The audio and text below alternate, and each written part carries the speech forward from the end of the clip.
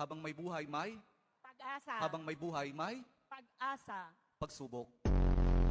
Dahil tayo katiwala ng Diyos na talagang ang ating buhay ay mayroong, habang may buhay, mayroong, habang may buhay, may pagbangon.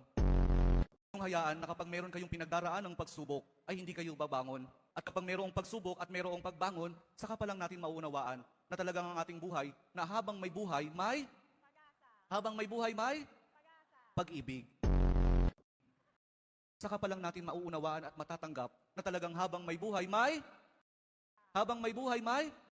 ayaw nyo nang sumagot. Pangit talaga magalit yung ibang tao, no? Buti ka pa. Hindi ka pa nagagalit, pangit ka na. Bakla raw ako? Dahil nahalata ako Kitang-kita niya. Siguro joke lang din yun, no?